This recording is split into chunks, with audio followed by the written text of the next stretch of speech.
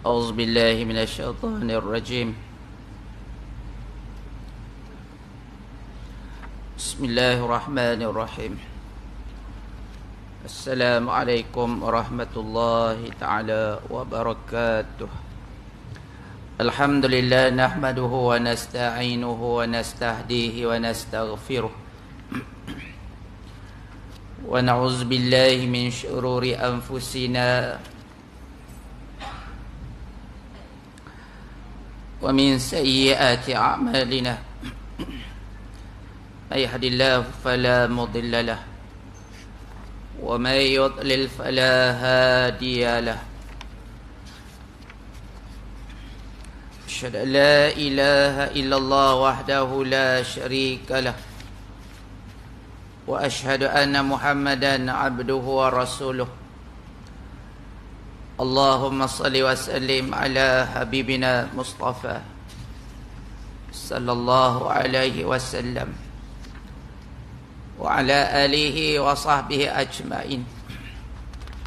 قال رب اشرح لي صدري ويسر لي أمري واحلل عقدة من لساني يفقهوا قولي أما بعد.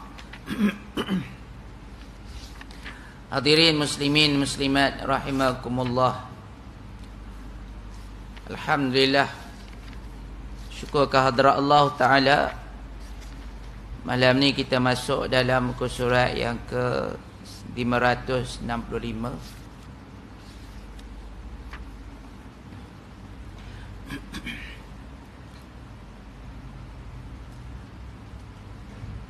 Iaitu sambungan dalam perbahasan kita yang berkaitan tentang pembukaan kota Mekah. Kita masuk perenggan yang kedua tu. Kemudian berkumpullah manusia di Makkah untuk berbai'ah kepada Rasulullah sallallahu alaihi wasallam. Berjanji untuk mendengar dan taat kepada Allah dan Rasul. Manakala selesai berbai'ah dengan orang-orang lelaki, baginda berbai'ah pula dengan orang-orang perempuan. Berkumpullah wanita-wanita Quraisy.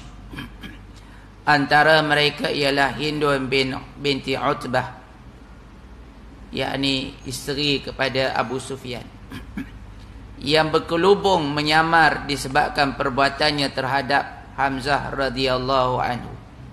Hindun ni salah satu wanted yang disuruh Allah Rasulullah ya untuk dicari. Dia di antara yang 12 ke 20 orang yang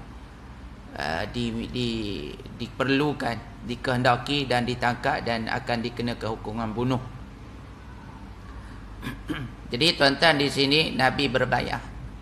Bai'ah ni asal perkataan bai', jual beli. Daripada zaman dahulu sampai sekarang, jual beli ni ada suatu komunikasi, suatu kontrak yang begitu penting. Dan jual beli ni orang suka berjual dan suka membeli. Menjual ni kerana keuntungan. Ya. Dan bai'ah ni lebih besar daripada perjanjian, lebih tinggi daripada sumpah. Sebab dia sanggup jual. Baik ni jual.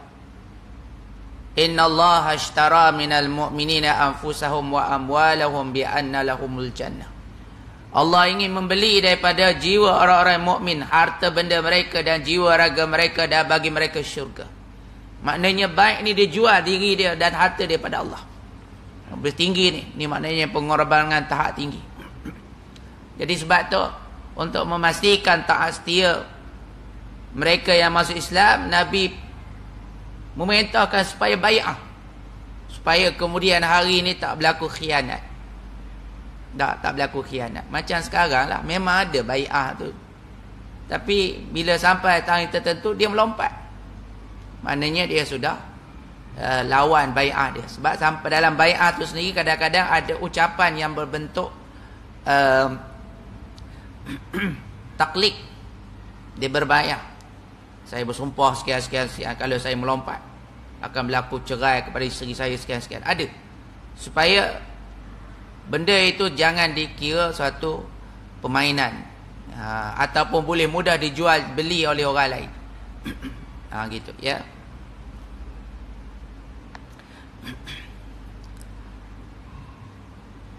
Manakala wanita-wanita itu datang hampir kepada Rasulullah untuk berbai'ah. Dekatlah datang menghampiri. Berkatalah baginda kepada mereka, kamu hendaklah berbai'ah bahawa kamu tidak menyekutukan sesuatu dengan Allah. Bai'ah pertama yang paling tinggi ialah la syarika lak. Jangan syirik kepada Allah. Sebab mereka ni baru dibebaskan. Yang mereka ni dulu penyembah berhala.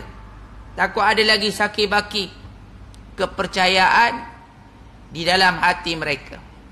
Tak payah kata orang ni tanda. Dalam budaya kita ni pun masih lagi ada sakit baki kepercayaan kepada benda-benda khurafat. Tangkal, azimat, wafa, diikat kat tangan, diikat di perut. Benda-benda macam ni adalah benda yang boleh membawa pada syirik. Kalau orang yang belajar silat, ya, dia panggil sebagai mandi ampung, mandi minyak. Sebab tu bila dia selesai berlimau, dia mandi minyak, dia kebal, jatuh daripada tempat yang tinggi pun tak mati, tak patah. Sebab dia ada khadam. Maknanya dia bersekutu. Wa'iyyazubillah. Ada lagi orang hari ni memuja sesuatu. Syirik. Mempercayai ada lagi undang-undang yang lebih tinggi daripada undang-undang Allah. Boleh datang pada syirik. Wa'iyyazubillah. Dan kepercayaan-kepercayaan lain.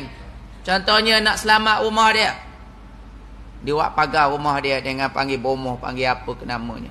Ya, ini semua adalah benda yang boleh merosakkan. Sebab tu bai'ah, jangan syirik pada Allah. Walaupun dengan benda-benda yang berbentuk ritual dan sebagainya.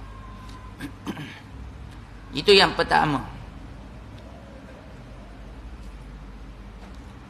Lalu Hindun mencelah. Hindun ni dia kelubung. Jadi orang tak kenal, dia mencelah lah. Engkau bai'ah kami sama seperti yang telah engkau bai'ahkan pada orang-orang lelaki. Jadi dia tak puas hati lah tak. Hak lelaki Nabi ni pegang tangan, jabat tangan, bai'ah seorang. Jadi Hindun ni dia nak jabat tangan juga. Macam orang nikah lah tuan-tuan tak. Biasa kita tengok Tok Imam dia pegang tangan. Bila dia kata aku nikahkan Dika dengan sekian-sekian, dengan mas kahwinnya sebanyak ni, tunagak, dia pun henjuk dia. Hak kawan ni bila henjuk kak, aku terima nikahnya. Kalau dia terkejut kak, aku nikahkan Tok Imam. Oh, senyum Tok Imam. Tok Imam pun baru mati bini. Ke mana? Jadi ada jenis orang, ya, macam tuan guru sebelum ni kan, tuan guru ni Aziz dan sebagainya, kalau dia nikah orang, dia tak angkat tangan. Ya, kawan pengantin tu angkat tangan. Dia kata tak payah. Itu bukan syarat. Syarat nikah apa?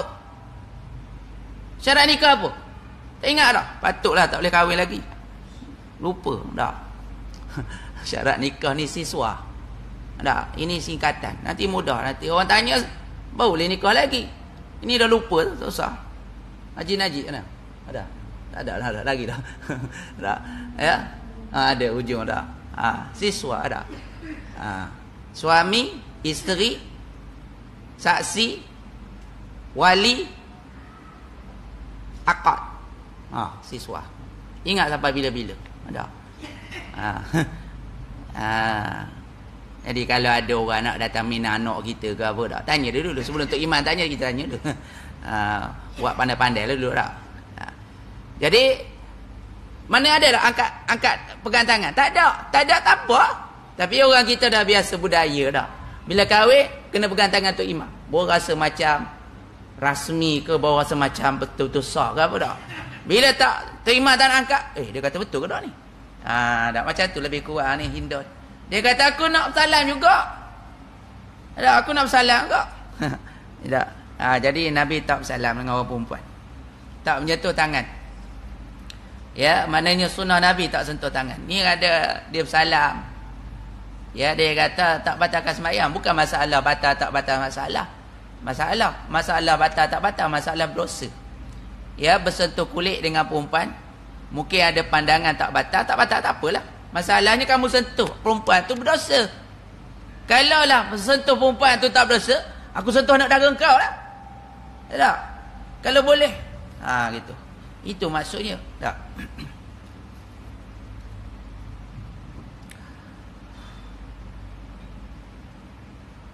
Barulah kami akan melaksanakannya. Indon kata. Ya, kami nak buat macam lelaki. Barulah kami akan laksanakan.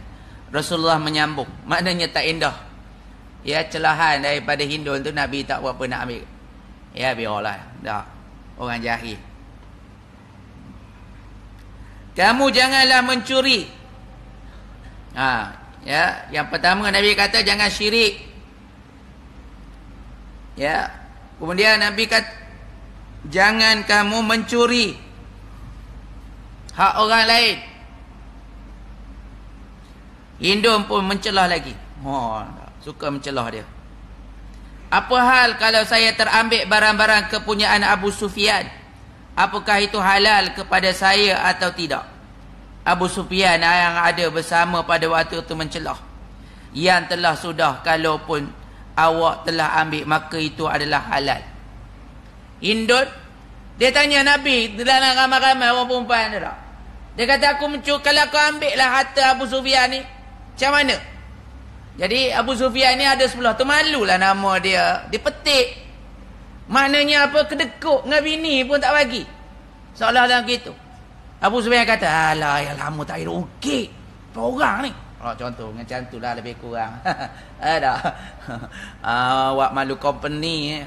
Tak. Jadi Abu Sufyan kata, tak payah. Hak lama-lama tu kita kira kosong-kosong. Tak. Tak. Bila dia ukit nama Abu Sufyan, dia petik nama Abu Sufyan, barulah Nabi pun ya manjang sikit kepala lah tengok yang kamu ni Hindun ke? Macam tu. Ya. Kata baginda lagi, awakkah Hindun bin Utbah? Tak. Awakkah Hindun bin Utbah? Jawabnya, ya saya Hindun bin Utbah. Maafkan saya terhadap apa yang telah berlaku. Semoga Allah memaafkan engkau, kata baginda. Jadi dia minta maaf dan dia masuk Islam. Sebab tu dia terlepas daripada hukum bunuh. Yang antara orang yang diperlukan, wanted, ya. Salah seorangnya Hindun bin Utbah yang pernah membunuh Hamzah. Ya, di dalam medan Badar. Dia upah Wahsy. Tak, dia upah Wahsy.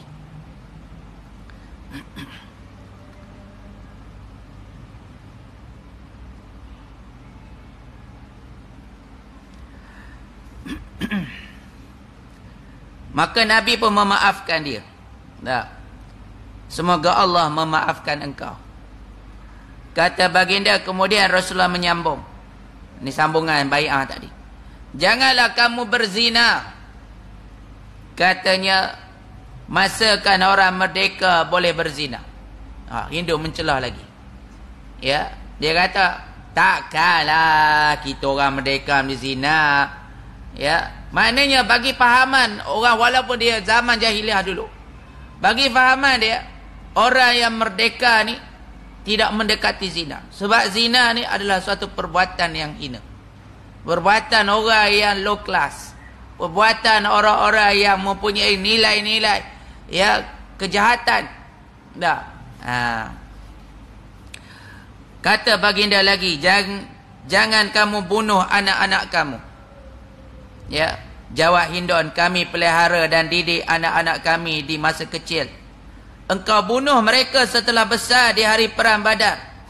Hindun dia ungkit. Dia kata kami elok dah besar. Tapi kamu pergi bunuh dalam medan perang. Perang Badar. Kan perang Badar kan banyak orang kafir Quraisy mati. 70 orang kafir Quraisy mati dibunuh. 70 ditawan.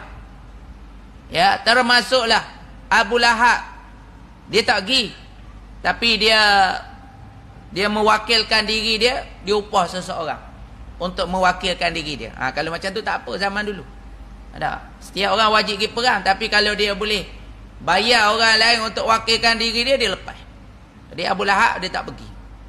Tapi bila dia dengar Rizak tu kalau ditawan 70 orang, mati 70, dia dengar tu, ya, dia diserang satu penyakit, mati. Kalau zaman kita kat sakit jantung agama, sakit jantung. Ya. Memanglah masa turun, masa mula-mula Nabi berdakwah di Mekah, Abu Lahab lah orang yang, Abu Lahab ni siapa ni tuan-tuan? Abu Lahab ni bapa saudara Nabi. Bapa saudara Nabi. Abu Lahab ni bukan saja bapa saudara, dia ni adalah, ya, besan Nabi. Dua orang anak Nabi ni kahwin dengan Utbah dan Utaibah. Anak Abu Jahal ni, Abu Lahab ni, Abu Lahab. Dah. Ummul Kalsum, ya, dan juga Ruqayyah. Dah. Gitu. Tapi Allah nak hina dia, tabat siada, celaka kedua tangan Abu Lahab. Celaka, kalau zaman kita, bahasa kita, mati terbunuh lah. Ayat ni turun sebelum tu, 3-4 tahun sebelum tu, tapi Allah dah sebut dah, mati terbunuh. Memanglah bila dia dengar tu, dia terkejut, dia mati. Dan diserang dengan satu penyakit, badan dia membusuk, busuk sampai orang tak boleh dekat. Sehingga kan ditarik mereka, dia ni, ya, kemudian dicampur dalam kubur. Orang baling batu daripada jauh kerana tak tahan dengan busuk. Macam tu Allah Ta'ala hina dia. Allah hina dia. Ini tak? Orang yang jahat sebab selalu menyakiti Rasulullah sallallahu alaihi wasallam. Gitu. Jadi dia kata, kamu bunuh anak kami di medan perang. Engkau dan mereka lebih tahu perkara ini. Tak? Nabi kata, ya, kau tahu apa yang berlaku tu. Kami dihalau, kami dirampas harta benda, kami diperangi. Maka perang itu adalah sebagai satu pertahanan kami. Gitu. Seolah-olah macam tu Nabi nak beritahu. Umar yang ada bersama di situ tertawa. Tak tertawa sebab dia macam, ya, berdialog dengan Nabi. Nabi buat tak kisah ya. Gitulah lebih kuat. Setelah mendengar kata-kata Hindun. Jadi Umar ni ketawa bila dengar kata Hindun. Dia seorang duk cakap lah. Tak? Banyak mulut dia pada hari itu. Kemudian kata Rasulullah, jangan kau bawa cerita bohong yang engkau reka-rekakan sendiri. Tak? Ni antara bai'ah. Jangan bawa berita bohong yang kau reka-rekakan sendiri. Ini berita tu bohong, cerita tu bohong. Ya. Dia kata kita sentiasa siap dia pasang pula beberapa kumpulan orang ni, ya, influencer ke apa ke namanya, ya, yang dipanggil hari ni sebagai apa panggil tu? Dah. Jadi mereka ni dibayar dan cuba membuat satu persepsi dan kemudian melancarkannya, dan dia buat teori kalau benda ni dapat dikembangkan dalam masa 2 minggu, benda tu orang mempercayai dia. Tu teori dia doang. Dia ulang. Dia tak perlu banyak isu, satu isu je. Dia sebut sampai orang ni rasa benda tu seolah-olah betul. Tak. Zaman sekarang macam itulah diguna. Ada. Diulang sampai orang percaya. Ada. Kata dia lah yang mencuri, dia lah yang ambil, dia lah yang ambil, pumpang. Ada. Jadi orang yang dengar tu lama-lama jadi macam percaya. Padahal bohong, tipu. Ya, rekaan semata-mata. Nabi dah bagi tahu dah. Tahu. Jangan buat cerita bohong yang engkau reka-rekakan sendiri. Bohong. Ada.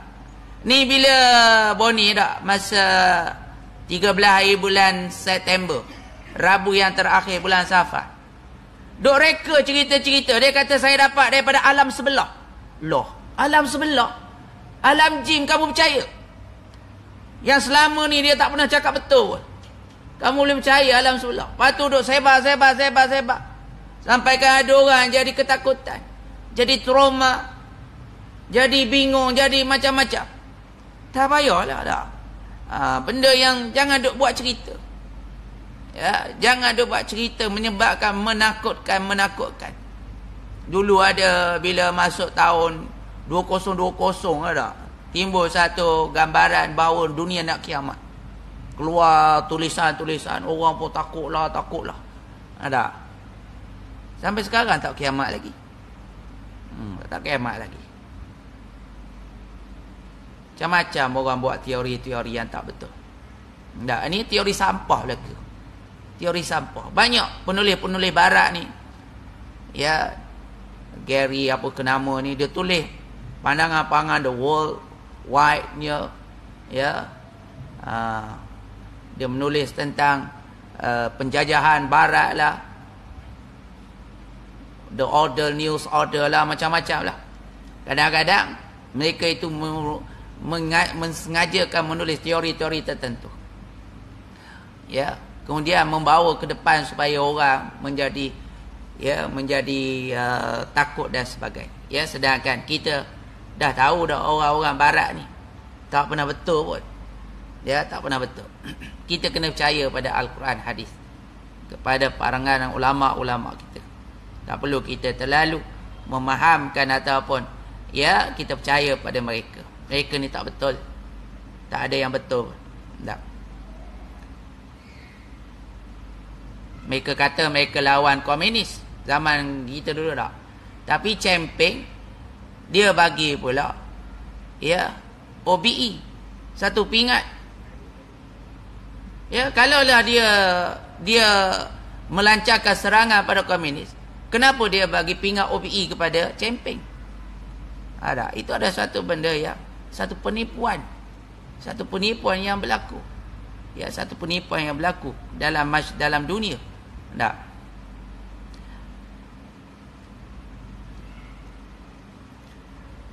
Kemudian dia sebut, jangan kamu jawab Hindun. Sungguh buruk membawa cerita bohong terhadap setengah-setengah perkara melampau seperti itu. Tak. Memang buruk lah. Tak. Cerita tak betul. Duk kata orang tu ambil duit, duk kata orang tu buat benda macam ni, orang tu curi ni. Tengok-tengok. Lepas tu senyap je. Kenapa tak dakwa? Kenapa tidak tangkap dan sebagainya dah. Ni semuanya adalah perkara-perkara yang telah diterangkan oleh Rasulullah. Supaya jangan kita ni buat cerita-cerita. Ya, jangan kita buat cerita. Ada dalam hadis Nabi sebut. Bahkan kalaulah benda tu betul sekali pun dah. Man ayyara, siapa yang membuka aib seseorang, dia buka aib orang tu. Contohlah anak dia ni terlibat dengan dadah, anak dia ni terlibat dengan kumpulan sonsang ke apa, kemudian dia pergi viral ke jiran-jiran. Tak sangka ayahnya rajin pergi masjid. Tak, anaknya ya Allah kaki pelesik, kaki mak-giat, ya, kaki pukul orang, terlibat dengan gangster, terlibat dengan benda tak elok. Tak, hak perempuan pun tengok malam-malam keluar dengan jantan mana aku tengok. Tak padan dengan Tok Imam, dengan tak padan dengan ayahnya Tok Lebai. Tak. Dia duduk viral benda tu. Nabi sebut, orang ni ya, dia tidak akan mati melainkan perkara yang dia sebut tu akan terkena pada dia. Tak. Selama ni dia pemalukan kawan tu. Ya, dia malukan anak bini dia. Allah Ta'ala, Nabi kata, orang ni dia tak akan mati melainkan benda hak dia malu pada orang tu akan kena pada diri dia. Kalau tak kena pada dia, tak kena pada anak dia, mungkin kena pada cucu dia, kena pada keluarga dia, yang menyebabkan dia juga terpalit dengan malu. Sebab tu jangan, benda hak betul sekalipun Islam tak menggemarkan kita perburukan, malukan orang. Tak. Melainkan benda tu dalam bentuk ya, dalam bentuk umum dan dikenali orang dan difahami orang, dan orang tahu benda itu suatu benda yang berbahaya. Kita kena sebarkan cerita itu supaya orang tidak mendekati dia. Itu tak apa untuk mengelak daripada kejahatan dia. Ada. Ataupun kezaliman pemimpin tertentu, kita kena ceritakan, sebab kalau tak cerita dia akan sewenang-wenangnya akan merosakkan rakyat dan sebagainya. Zaman Nabi Musa AS dah. Bila dia jalan dengan Khidir, Nabi Khidir pergi tebuk kapal sampan dah. Nabi Musa marah lah. Apa ni duk tebuk sampai orang ramai ni? Tak boleh lah ni. Vandalis ke apa namanya. Tak? Dia kata kamu diam. Kamu tak tahu. Aku katakan suruh sabar. Tak? Aku dah tahu dah kamu takkan sabar. Nabi Musa kata, maaf, aku lupa dah. Barulah dia cerita. Bahawa di negeri ni ada seorang raja yang zalim. Dia suka rampas kapal rakyat dia. Buat jadi kapal dia. Tapi kalau dia tengok ada kapal berlubang, maknanya ada kecacatan, dia tak ambil. Maknanya zalim tu sampai akan menyusahkan rakyat. Tu boleh. Ada. Dia buat kezaliman. Yang orang tak boleh nak cegah sebab dia pemimpin. Dia raja, dia ketua. Tak. Jadi kena bagi tahu. Elak daripada kejahatan dia. Gitu, ya.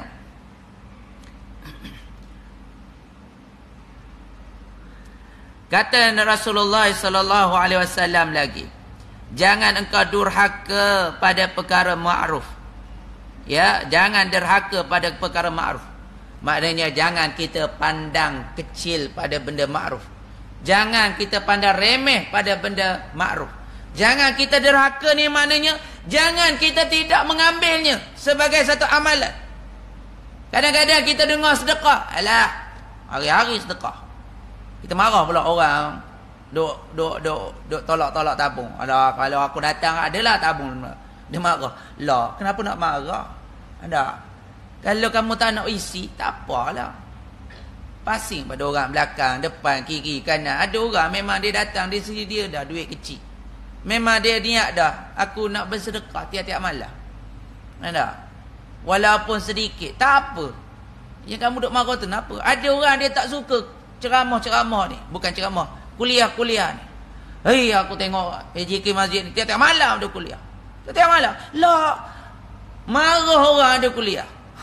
Ada. Kalau ada konsert, ada dikir barat, ada gelek-gelek sana, ada gelek sini, ada konsert sana, ada fanfare sana, kamu tak pergi marah pula. Benda yang elok kamu marah, benda yang tak elok kamu sokong. Ni yang panggil sifat munafik. Sifat munafik ni dia bersalahan dengan atamuruna bil ma'ruf wa tanhauna 'anil munkar. Ini orang mukmin. Dia suruh benda ma'ruf, dia cegah benda yang haram. Manakala orang munafik, dia cegah benda ma'ruf, dia sokong benda yang haram. Ni yang kata. Tak. Jadi jangan derhaka pada perkara yang ma'ruf. Ya. Kullu ma'rufin sadaqah. Setiap benda yang ma'ruf tu dapat pahala sedekah. Pahala sedekah. Sampai senyum. Senyum pun sedekah. Tak. Senyum. Balik jumpa isteri senyum. Ni apa senyum? Tak. Adalah tu. Tak. Betul lah malam Jumaat senyum lah tak. Tak. Jadi senyum tu ya adalah sedekah. Ambil ranting daripada tengah jalan tak? Sedekah. Ada anak kucing ke orang terpijak. Jadi kita berhenti ambil, letak kat tepi. Siang kucing tu dah. Kena langgar, kena lenyek pada orang. Dah jadi kucing lenyek. Ingatkan, dah jadi kucing penyek. Ingatkan yang penyek je, kucing penyek pun dah. Ambil. Walaupun anjing sekalipun. Ini kadang-kadang dah. Bila lalu, ada je dia nak lalunya. Dia jadi binatang macam ni, tak tahulah dah. Kita lalu kat kampung ayam dah. Baru kita nak lalu, dia nak lintas. Kita nak lalu, dia nak melintas. Tu yang kena dia. Ada. Bergum. Begitu kat lembu. Elok dia jalan, kita jalan selok, dia perkem belakang, pecah cermin dan sebagainya dah. Jadi kalau lah terlanggar, tarik dia ke tepi. Dah, jangan sampai jadi anjing penyek. Cukup-cukup lah dengan ayam penyek je dah. Ditampur pula dengan hak lain. Dah. Lepas orang sampai berminyak jalan tu. Tak ada orang nak turun. Dia kata najis. Yalah najis. Kamu peganglah dengan benda lain. Plastik ke apa ke. Ambil ranting kayu ke. Tolak ke tepi ke. Ada. Ni pakat tengok, pakat pijak. Sampai hancur kawan tu. Sorang-sorang bawa sorang-sorang kat tayar masing-masing. Ada. Tak boleh nak berhenti. Begitu. Ya. Tu kata makruf ni jangan kita pandang Jangan kita derhaka pada ma'ruf. Lalu baginda pun berkata pada Umar, bai'ahkan mereka, wanita-wanita yang telah dipohon ampun kepada mereka oleh Rasulullah sallallahu alaihi wasallam. Maka Umar pun membai'ahkan mereka. Adalah Rasulullah sallallahu alaihi wasallam tidak berjabat tangan, malah tidak menyentuh wanita. Wanita juga tidak dibenarkan menyentuhnya kecuali wanita-wanita yang dihalalkan kepadanya oleh Allah. Jangan ada sentuh lah. Ni sekarang ni duduk bersalah dengan perempuan. Bila bersalah dengan orang lelaki, gitu je. Bila bersalah dengan perempuan, pegang lama sikit. Ada. Dia salam belaka. Lepas salam naik baca khutbah. Aduh. Tadi tengok dia bersalah dengan perempuan. Lepas tu naik baca khutbah pula. Aduh, ada. Ya, bukan sunnah Nabi salam dengan perempuan. Ni salam belaka. Dengan arti salam, dengan orang ni salam, dengan orang tu salam. Tak, dia bukan sunnah Nabi. Dan bukan sunnah Khulafa Ar-Rasyidin. Dan bukan sunnah para sahabat. Tak. Jangan duk jadi amalan duk salam. Dia kata tak apa Ustaz, ada pendapat boleh. Ya, boleh apa? Mana ada boleh? Ya, tak boleh. Dosa. Sentuh kulit dengan kulit dosa. Tak. Mendatangkan syahwat. Dan memang tak boleh. Bukhari meriwayatkan daripada Aisyah, katanya adalah Rasulullah sallallahu alaihi wasallam membai'ah wanita hanya dengan perkataan. Ya, kalau kita sekarang agak sumpah lah, agak sumpah. Tak.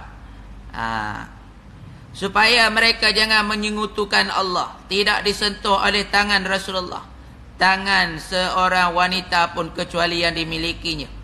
Muslim juga meriwayatkan sama seperti ini juga daripada Aisyah. Nabi tak sentuh orang perempuan, melainkan isteri dia ataupun khadam dia. Ya, maknanya budak milik dia, hamba yang menjadi milik Rasulullah. Itu saja. Yang maknanya hak milik Nabi. Jadi kita pun macam tu juga. Jangan ada menyentuh. Ummu Hani binti Abdul Talib radhiyallahu anhu. Ni kakak pada Saidina Ali. Ya, adik-beradik dengan Ja'far bin Abi Talib. Telah melindungi seorang lelaki musyrik di hari pembukaan Mekah yang hendak dibunuh oleh Ali bin Abi Talib. Nak bunuh oleh adik dia. Sebab dia ni musyrik. Tak. Seorang lelaki ni musyrikin yang menjadi orang yang dikehendaki kerana jahat dia lah. Tapi dia minta suaka. Dia minta suaka daripada Ummu Hani. Dalam bahasa dia panggil al-jiwar. Al-jiwar. Minta suatu perlindungan. Kalau kita sekarang ada wang perlindungan. Tak. Nabi masa dia keluar daripada Mekah, di saat kematian Abu Talib, di saat kematian Khadijah, yang selama ni duk jaga Nabi, yang duk pelindung Nabi sampai orang kafir tak dekati Nabi, malu. Atau sebab Abu Talib ni, ya, orang yang disegani. Kalau kira pangkat ke, dia kira paduka ayahanda lah. Ya, bukan balong, bukan, tak ada tiger tu bawah lagi lah. Ya, dia ni ayahanda paduka. Ada ayahanda paduka. Tinggi ya. Kalau orang cium batu akik dia lah. Ada. Pegang, duduk depan tu. Duduk depan berselok. Cium tangan. Tok pok. Oh, ayahanda paduka. Ada. Jadi bila mati dua orang ni, Nabi dakwah di Mekah dah tak boleh. Nabi keluar pergi ke Taif. Bila pergi ke Taif, Nabi tak boleh masuk Mekah. Nabi tak boleh masuk Mekah. Orang nak bunuh Nabi. Nabi terpaksa mencari penjamin. Jadi ada seorang yang nak menjamin Nabi. Namanya Mut'in bin Adi. Mut'in bin Adi. Ya. Jadi Mut'in bin Adi, dia memberi suaka al-jiwar pada Nabi. Dia hunuskan pedang, dan anak-anak buah dia bersiap sedia dengan anak panah. Sampaikan Abu Lahab ni datang jumpa dia. Abu Jahal datang. Ya. Yang kamu duk defend Nabi ni, kamu dah Islam ke belum ni? Kamu dah Islam ke? Tak. Aku ni menjamin dia. Tak. Kalau kamu jamin tak apa. Kami akan jamin bersama. Dia memang di antara benda yang dihormati. Bila ada orang jamin, orang lain tak akan masuk campur. Walaupun Nabi itu wanted, yang diperlukan oleh mereka. Mereka nak bunuh. Tapi kerana ada orang yang menjamin di kalangan orang tempatan, maka orang lain kena absolut. Tak boleh. Ya, itu dah menjadi satu budaya. Ya, budaya adat tradisi kafir Quraisy. Walaupun mereka ni memang suka berperang, ya, zalim dan sebagainya, tapi ada bab-bab tertentu yang boleh kita kira, ya, orang kata tabik spring lah, dalam bab menyambut tetamu, dalam bab menjamin, dalam bab amanah dan sebagainya. Ada benda-benda tertentu yang boleh kita kata apa, merasakan hebatnya mereka ni. Azan.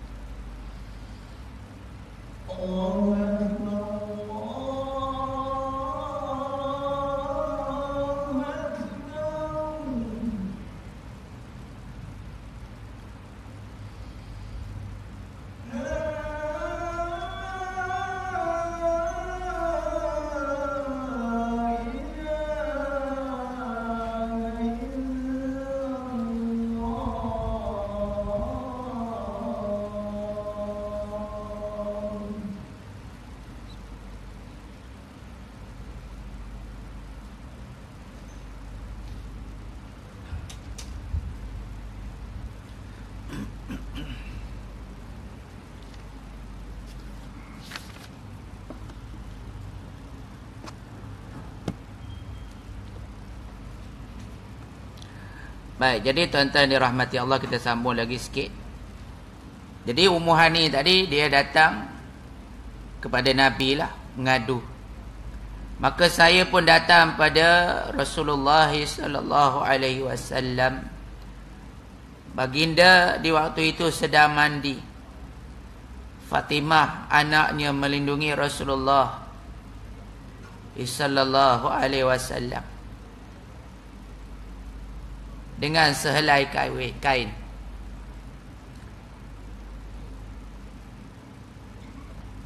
Jadi Fatimah ni tuan-tuan, Rasulullah sayang sangat Fatimah ni. Sayang sangat. Masa ibu dia meninggal, Khadijah binti Khuwailid, Fatimah ni umur dia 10 tahun.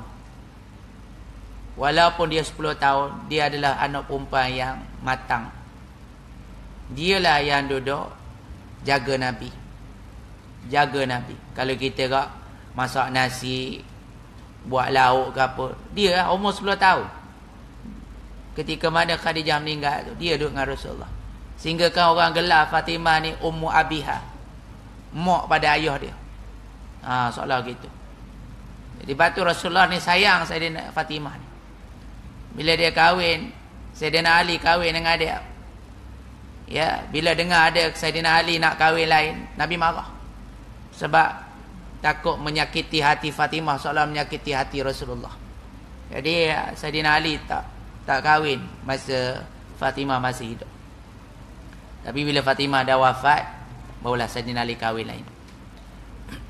Kerana nak jaga hati Rasulullah. Sebab Fatimah ni anak yang paling Nabi sayang. Banyak pengorbanan Fatimah. Masa Nabi ni, orang letak perut unta atas belakang Nabi, Fatimah lagi bersih. Duk menangis. Sampai hati mereka buat pada ayah. Sampai hati mereka ni. Macam tu. Gitu. Anak yang banyak biasa. Rasulullah sayang. Kalau Rasulullah pergi rumah Fatimah, dia jumpa Fatimah, dia akan kucuk dari Fatimah. Kadang-kadang dia tolong kat dapur Fatimah. Batu kita ni kalau ada menantu, sekali-sekala pergi bantu anak kita pergi kat dapur ke apa. Ya, buka peti air, tengok tak ada barang, maknanya ada tak berapa kena lah, tolong lagi beli. Jangan pula suami kamu ni tak kerja, tak ada kebarang. Jangan duk apa. Kadang-kadang ada masa susah, awal-awal kahwin ni semua benda nak bayar sewa tu, nak ini. Adalah kadang-kadang dia jadi terputus. Kena pula beras mahal pula. Nak cari pun susah. Telur pun kadang-kadang ada, kadang-kadang tak ada. Jadi tolong. Jadi kalau kita ada anak menantu, jangan harap ke duit anak menantu saja. Kalau dia senang, dia ulur, terimalah. Tapi kalau dia tu, kita pula kena bantu dia. Jangan pula dia kata, aku dah kata kamu yang kahwin dengan dia, kamu gatal. Lepas tu susah.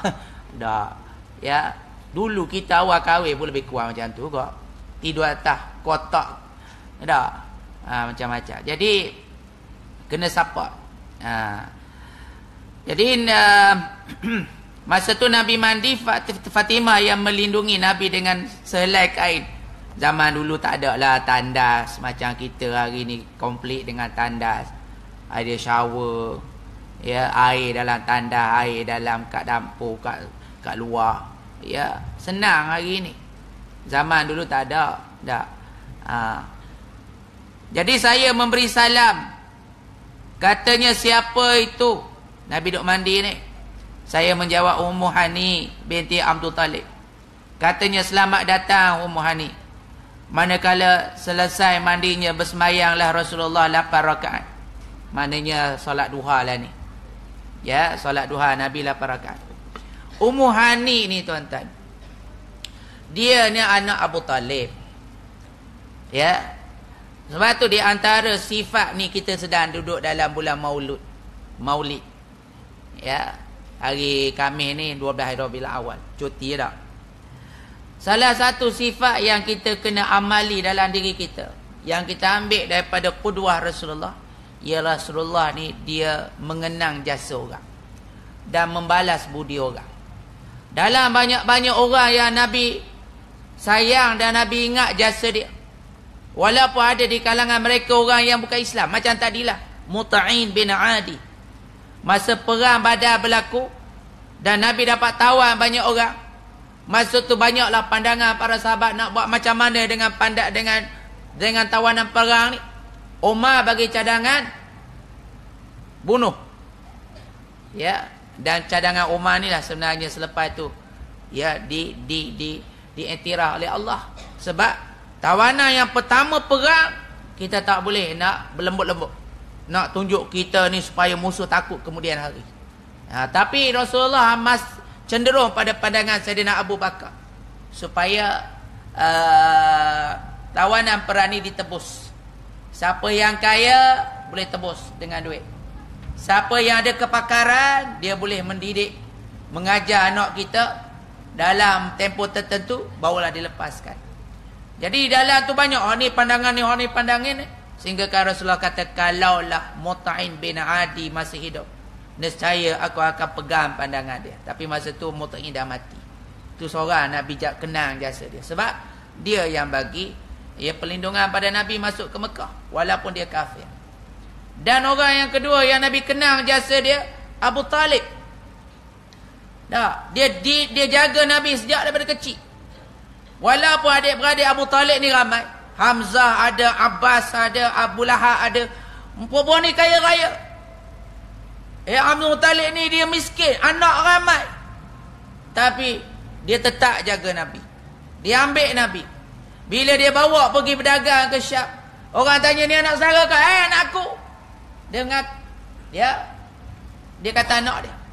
Orang lain tak boleh duduk tempat dia. Anak-anak dia takut nak duduk tempat dia. Tapi Nabi Muhammad dia benarkan. Kalau ada makanan, dia sediakan, dia simpan untuk Nabi dulu. Sayang daripada Nabi. Sebab tu Nabi sayang ke Abu Talib. Sayang ke Abu Talib. Jadi dia tak sempat buat baik pada Abu Talib. Abu Talib dah meninggal. Dia buat baik pada Ali, Sayyidina Ali. Dia baik dengan anak Abu Talib. Sepupu dia lah Sayyidina Ali ni. Akhir sekali jadi menantu dia. Ni bila Ummu Hani datang, dia layan dengan baik. Tanda kasih dia. Tanda dia berterima kasih kepada Abu Talib, ayah dia. Banyak buat baik kat dia. Jadi dia nak balas dengan buat baik pada anak-anak dia. Begitulah kita kena ingat balik. Kadang-kadang ada benda masa kita nak kahwin dulu, siapa yang banyak uruskan. Bila kita nak kerja, ada orang yang bersusah payah nak suruh kita dapat kerja. Ya, cari kabel ni, cari orang tu, cari orang ni. Masa kita mengaji dulu, siapa yang tolong kita supaya boleh masuk universiti ni, masuk kolej ni. Kalau kita dah sampai di kawasan ni, ada orang tolong kita. Ya, cari orang ni nak renovation rumah ke, cari orang ni ke apa ke. Jadi orang-orang yang macam ni jangan lupa dalam hidup kita. Walaupun kita dah sekarang dah senang, kena ingat mereka ni. Sekurang-kurang pun ya, adalah yang kita ingat dalam doa kita. Gitu. Jadi tuan-tuan dirahmati Allah, Ummu Hani ni minta bila Nabi dah selesai solat 8 rakaat tadi, berselimut dengan sehelai kain. Setelah selesai sembahyangnya, saya pun berkata, wahai Rasulullah, Ali adik aku hendak berbunuh-bunuhan dengan seorang lelaki yang telah saya beri perlindungan kepadanya, iaitu Abu Hubairah. Ya, maka Rasulullah sallallahu alaihi wasallam berkata, kami telah lindungi orang yang telah awak lindungi, wahai Ummu Hani. Ya, maknanya dengan mudah Nabi bagi kata putus. Sebab apa? Sebab Nabi kenang jasa bapak dia dulu. Ya, apa yang kamu lindung dia menjadi perlindungan kami. Sayyidina Ali tidak boleh nak mencederakan orang tu. Gitu. Jadi itulah bagaimana perkara yang mudah diputuskan oleh Rasulullah. Sebab Nabi ini orang yang tidak berdendam. Pada musuh sekalipun Nabi mencintai. Maknanya Nabi bersifat rahmah. Mana ada orang yang nak bunuh Nabi, Nabi boleh maafkan orang tu. Daksur contoh. Nak bunuh Nabi, last sekali Nabi maafkan dia. Ni ujung ni dia sebut pula ada seorang namanya Fudalah. Dia pun nak bunuh Nabi. Ya, lepas ni kita baca cerita dia kalau sempat. Kalau tak sempat, minggu depan, bulan depan, dengan izin Allah. Terhadap mereka yang diarahkan supaya dibunuh oleh Rasulullah adalah setengahnya telah dibunuh dan yang lainnya telah memeluk Islam. Dia lebih kurang dalam 12 ke 20 orang. Dan akhir sekali hanya yang dibunuh hanya dalam lebih kurang 3 orang saja. Hak lain masuk Islam dan diberi kemaafan dan diberi pengampunan.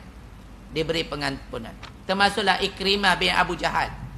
Yang masa Nabi masuk tu, dia dengan beberapa dengan tentera dia melakukan penentangan. Nabi hantar Khalid bin Al-Walid. Kemudian dia ditawan dan dia masuk Islam. Nabi lepaskan Ikrimah bin Abu Jahal. Ya. Yang betul-betul dibunuh hanyalah 3 orang. Yang dibunuh ialah Al-Huwairith Abdullah ibn Al-Khattal, Muqayyis ibn Hababah, dan salah seorang perempuan hamba tukang nyanyi. Dia ni tukang nyanyi, dan nyanyian-nyanyian dia tu mencela dan menghina Rasulullah. Ya, mencela dan menghina Rasulullah. Maka dia ni diminta supaya ditangkap dan dibunuh. Macam salah seorang daripada anak Abu Lahab yang menjadi bekas menantu dia dulu. Ya, dengan Ruqayyah. Dan dia ni memang rapat dengan Abu Lahab. Tetapi kerana dia kawan rapat dengan ayah dia, dia pun celupar mulut dia. Sehingga kan Nabi berdoa supaya Allah bunuh ataupun hancurkan Utaibah ni, anak Abu Lahab yang buruk mulut dia. Nabi kata kalban min kilabik, bunuhlah dia dengan seekor daripada anjing-anjing.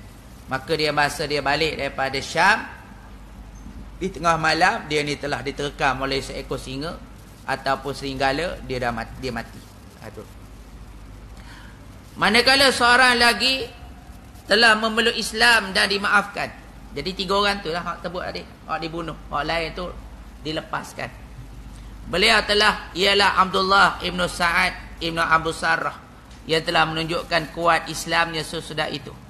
Ikrimah bin Abu Jahal, Habbar dan Hindum binti Utbah juga memeluk Islam. Selamat dia. Ya, aslim taslam. Kamu Islam, kamu selamat. Jadi sebab tu mereka pilih Islam, mereka selamat. Kalau tidak, mereka akan dikenakan hukuman bunuh. Ibnu Hisham merayakan bahawa Fudalah ibn Umair al-Laythi, ya, telah cuba hendak membunuh Nabi sallallahu alaihi wasallam yang sedang bertawaf di Kaabah pada hari pembukaan Mekah. Manakala ia hampir pada Rasulullah, tiba-tiba baginda berkata kepadanya, "Kamu Fudalah?" Jawabnya, "Ya, saya Fudalah." "Wahai Rasulullah," kata Rasulullah, "apa yang kamu bisikkan dalam hatimu, wahai Fudalah?" Jawabnya, dia segan. Rasulullah tanya, "Kamu buat apa dalam hati kamu? Kamu buat apa dalam hati kamu?" Rasulullah tahu. Dia ni bercadang nak bunuh Nabi masa Nabi dok tawaf. Nabi dapat tahu, ya, dengan jalan daripada Allah Ta'ala lah, melalui perantara Jibril. Mana Fudalah ni ada cita-cita nak bunuh kamu. Ya, Nabi tanya dia, "Apa ada dalam hati kamu, Fudalah?" Dia pun tersentak lah. Nabi tanya. Jadi dia nak supaya mengelak. Dia kata, tak ada apa-apa. Tak ada apa-apa. Tak ada apa-apa. Jawab Fudalah, "Ya, saya Fudalah, wahai Rasulullah. Apa yang kamu bisikkan dalam hatimu, wahai Fudalah?" Fudalah ni lelaki, nama macam perempuan dah. Jawabnya, "Tak ada apa-apa, cuma saya mengingati Allah." Sajalah. Orang kata kontrol macho. Nak elak daripada dikesan. Dia kata, "Tak, saya ingat Allah dalam hati saya." Lalu baginda pun ketawa dan berkata, "Pohonkanlah ampun daripada Allah." Kemudian Nabi pun meletakkan tangannya ke atas dada Fudalah. Maka tenanglah perasaannya. Fudalah sendiri menceritakan, belum pun sempat Nabi SAW mengangkat tangannya daripada dadaku, sudah pun terasa padaku tidak ada makhluk Allah yang lebih ku kasihi selain daripadanya. Maka pulanglah Fudalah ke rumahnya. Di jalan bertemulah ia dengan seorang wanita yang meminatinya. Rupanya ada follower dia. Dia ada peminat. Fudalah ni. Mereka pun berdua pun terus berbual-bual. Kata wanita itu, "Marilah kita berbual-bual." Bercanda. Fudalah menceritakan peristiwa itu melalui syairnya dengan mafhum. Dia berkata, "Marilah kita berbual." Maka tidak, kata saya, kerana Allah dan Islam telah pun melarang saya. Saya telah melihat Muhammad baru sekejap sebelum ini. Muhammad dengan kemenangannya memusnahkan semua patung dan berhala. Jelaslah agama Allah itu terang dan nyata. Sedangkan syirik membawa kegelapan menutupi muka. Mengikut riwayat Bukhari daripada Ibn Abbas, Rasulullah SAW tinggal di Mekah selama 19 hari dengan mengqasarkan sembahyangnya. Baginda bersembahyang hanya 2 rakaat sahaja. Jadi tuan-tuan, isu yang berkaitan letak tangan di dada ni ada perbahasan. Ya, ada orang merujuk pada satu tulisan daripada Jabatan Mufti. Ya, tak silapnya Mufti wilayah. Mengatakan bahawa hadis-hadis yang berkaitan tentang letak tangan di dada ni adalah hadis yang dhaif. Tetapi dirad dan dilawan oleh beberapa orang. Mengatakan hadis yang letak tangan di dada adalah hadis yang sahih. Diriwayat daripada Bukhari, Muslim dan lain-lain. Wa ghairuhuma. Ya. Jadi contohnya Jarir radhiyallahu anhu. Ya. Dia setelah masuk Islam, dia rapat dengan Nabi. Dia selalu datang ke rumah Nabi. Dan Nabi apabila lihat dia, Nabi akan tersenyum. Dia kata pada Nabi, wahai Rasulullah, aku ni gemuruh kalau naik kuda. Gemuruh naik kuda. Dia ada jenis orang tuan-tuan. Macam orang lelaki tak? Ada jenis orang lelaki pergi kerja, isteri dia hantar naik kereta. Tak pandai dah bawa kereta. Tak tahulah, hati gemuruh. Lebih pelik orang perempuan. Kalau orang perempuan tu ada lesen tapi tak naik kereta. Dia kata takut. Tu tahanlah perempuan tak. Ni ada lelaki. Ramai pula saya jumpa. Ada kat sekolah, kalau jangan setia tu seorang. Ada kat sekolah sini ada seorang. Tak. Dia tak driver. Suami dia, isteri dia driver. Dia duduk sebelah. Gemuruh gamuk. Ada juga orang lelaki gemuruh. Jadi kalau ada orang gemuruh nak driver, letak tangan di dada. Nabi pun ambil tangan dia, letak tangan Rasulullah di dada dia. Ya, Nabi pun baca, Allahumma ya sabbithu waj'alhu hadiyan mahdiyah. Dah, tuan-tuan letak tangan tu, baca. Allahumma sabbithu ya waj'alhu hadiyan mahdiyah. Ya Allah, teguhkanlah dia ya Allah. Dan jadikan penunjuk dan juga menunjuki. Lepas tu dia kata dia menjadi kuat. Sebab kuda-kuda ni tuan-tuan kalau tak biasa naik dia gemuruh. Dan kuda tu sendiri pun akan gemuruh. Sebab kuda dia akan mengikut kita punya naluri. Sebab tu bila kita tenang, kuda akan tenang. Jadi masa kita gemuruh peringkat awal, relax dulu, relax dalam masa setengah jam relax. Bila kita dah relax, dia akan dapat berjalan dengan cemerlang. Walaupun baru kali itu kita naik. Ya, baru kali itu kita naik, kita dapat dah mengkontrol kuda tu. Begitu juga Sayyidina Ali. Ketika mana Rasulullah hantar dia ke Yaman untuk jadi qadi, jadi hakim. Masa tu dia muda lagi. Dia kata, ya Rasulullah, macam mana saya nak jadi hakim di khalayak orang yang berkeliling dengan aku, sedangkan aku ni masih muda dan tak dapat nak buat keputusan yang tepat. Ya, maka Nabi pun letak dada dia, tangan dia ke dada Sayyidina Ali. Ya, letak dada, Nabi pun baca, Allahumma hdi qalbah wasabbit lisanah. Ya Allah, tetapkanlah hatinya dan sabbit lisanah. Ya Allah, berilah petunjuk pada hatinya dan tetapkanlah lidahnya. Sayyidina Ali kata, selepas itu aku menjadi seorang yang berkeyakinan. Jadi kalau ada orang minta doa, tak? Itulah yang kita baca. Ya, kita tengok ada dalam media-media dah jumpa dengan ulama ni. Ya, tuan guru tolong doakan saya. Dia pun akan letak kat tangan dia. Ya, kita boleh baca doa-doa tadi. Ataupun dalam Al-Quran boleh letaklah. Antara ayat yang biasa dibaca ialah Allahu latifun bi ibadihi yarzuqu man yasha wa huwal qawiyul aziz. Allahu latifun, ya Allah, engkau lah maha lembut, yang memberi rezeki pada siapa yang dikehendaki. Engkau maha gagah lagi maha perkasa. Boleh baca ayat tu dan baca ayat ni. Ataupun kalau anak-anak kita nak pergi sekolah, letak di dahi. Letak di dahi. Allahumma faqihu fid din wa alim ta'wil. Jadi hak letak kat dada ni lelaki lah. Jangan pula perempuan tuan-tuan pergi letak. Itu lain macam namanya. Dah. Itu saja. Wallahu taala bis-shawab. Aqulu qawli hadza wa astaghfirullah li wa lakum. Bismillahirrahmanirrahim. Alhamdulillahirabbil alamin. Wassalatu wassalamu ala asyrafil anbiya'i wal mursalin wa ala alihi wa sahbihi ajma'in. Allahumma nawwir qulubana binuri hidayatika ma nawwartal arda binuri syamsika abadan abada birahmatika ya arhamar rahimin. Allahumma inna na'udzubika min ilmi la yanfa' wa min qalbi la yakhsha' wa min nafsin la tashba' wa min du'ain yustajab. Wa sallallahu ala sayyidina Muhammadin wa ala alihi wasallam. Walhamdulillahi rabbil alamin. Taqabbalallahu minkum ya karim.